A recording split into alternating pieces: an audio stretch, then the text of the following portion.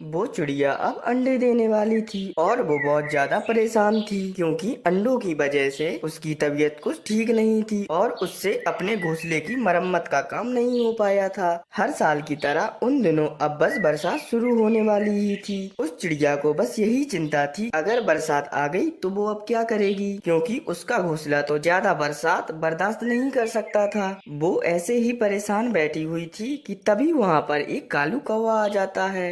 अरे मीनू चिड़िया, तुम ऐसे क्यों बैठी हुई हो? अरे बाहर इतना अच्छा मौसम हो रहा है, चलो बाहर चलते हैं कहीं घूमने फिरने। अरे नहीं कौवे भैया, मेरे अंडे बस होने ही वाले हैं और मैं परेशान भी बहुत हूँ। अरे मीनू चिड़िया, ये तो बहुत खुशी की बात है, तुम्हें काहे की परेशानी?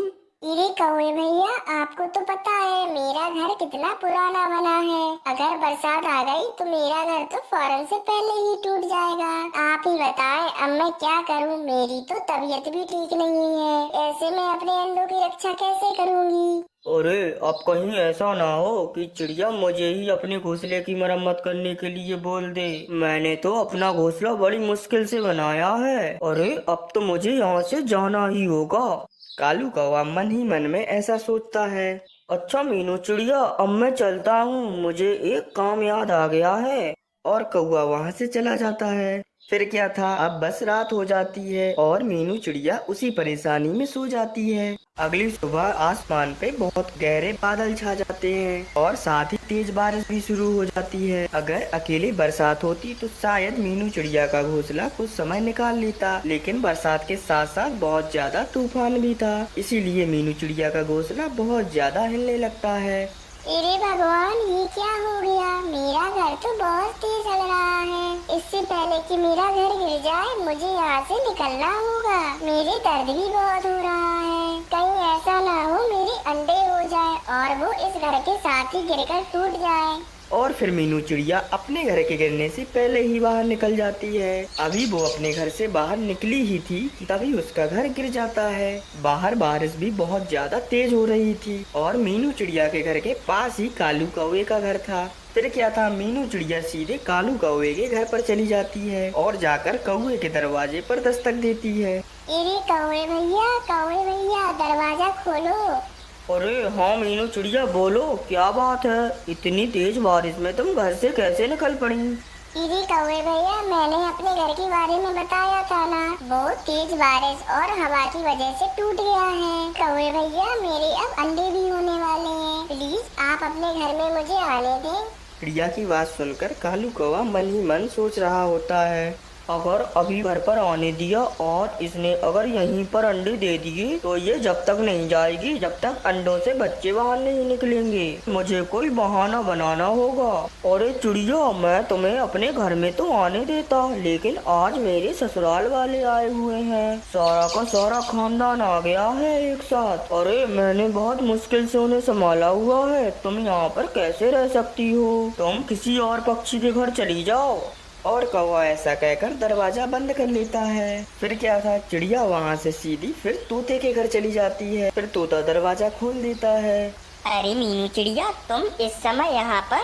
अरे तोते भैया, मैं बहुत ज्यादा मुश्किल में हूँ, आप मेरी मदद करो। मेरे अंडे बस होने ही वाले हैं और मेरा घर भी टूट गया है, आप मुझे अपने घर में आने दो। अरे चिड़िया, तुम तो जानती हो मेरा घर कितना छोटा है और इसमें हमारा ही गुजारा बहुत मुश्किल से हो रहा है, लेकिन आज मेरी पत्नी अपने मायके गई हुई है। चलो मैं आज के दिन तुम्हें अपने घर में रख लेता हूँ, कल सुबह तुम अपना कोई और बंदोबस्त कर लेना, बारिश रुके अथवा ना रुके। तभी मीनू चिड़िया बोलती है, अरे आपका बहुत बहुत धन्यवाद तोते भैया कि मैं सुबह होते ही चली जाऊंगी। फिर क्या था, मीनू चिड़िया उस तोते के घर पर चली जाती है। बारिश की वजह से वो बहुत ज्यादा भीग गई थी और उसे घर के अंदर कुछ गर्माइश होती है और रात हो जाती है। बाहर बारिश अभी बहुत जोरों से हो रही थी और फिर अगली सुबह मीनू चिड़िया अंडे भी दे देती है। अरे अब मैं क्या करूं? अपने अंडे को लेकर कहाँ जाऊं? अभी तो बारिश भी रुकने का नाम नहीं ले रही है। अरे लेकिन मुझे बाहर तो जाना ही होगा, अपने लिए और अपने अंडों के लिए कोई ना कोई बंदोबस्त तो करना ही होगा। और फिर मीनू चिड़िया उस तोते के घर से चली जाती है और बाहर जाते ही यहाँ वहाँ कुछ देखने लगती है। तभी उसकी नजर नीचे पड़े एक कद्दू की बेल पर पड़ती है, जिस पर एक बहुत बड़ा कद्दू लगा हुआ था।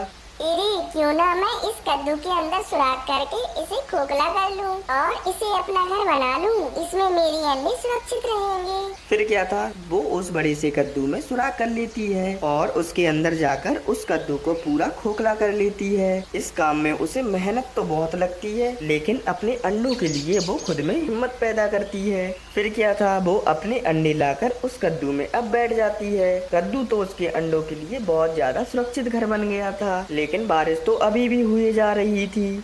फिर क्या था, उस लगातार बारिश के होने के कारण उस कालू कौवे का भी घर टूट जाता है और उसे अब समझ नहीं आ रहा था कि वो कहाँ जाए। उसके जहन में अभी मीनू चिड़िया आ रही थी और वो बहुत ज्यादा शर्मिंदा भी हो रहा था। अरे ये तो मुझे उसी पाप की सजा मिली है जो मैंने उस मासूम चिड़िया के साथ किया था। वो कितनी ज्यादा बेबस होगी जब वो मुझसे मदद मांगने के लिए आई थी और मैंने उसकी एक भी ना सुनी थी। कौवा खुद से बातें कर रहा था तो मीनू चिड़िया उसकी बातें सुन रही थी। इरे कौवे भैया आप यहाँ आ जाएं, मैंने अपना नया घर बनाया है। अरे मीनू चिड़िया, ये कद्दू का घर? इरे हाँ कौवे भैया, ये बहुत सुरक्षित घर है और तेज बारिश में टूटेगा भी नहीं। अरे मीनू चिड़िया, मुझे माफ कर दो। इरे कौवे भैया, आपको माफी मांगने की कोई जरूरत नहीं है। जो होता है अच्छे के लिए ही होता है। और फिर कौवा शर्मिंदा होता हुआ मीनू के घर पर चला जाता है।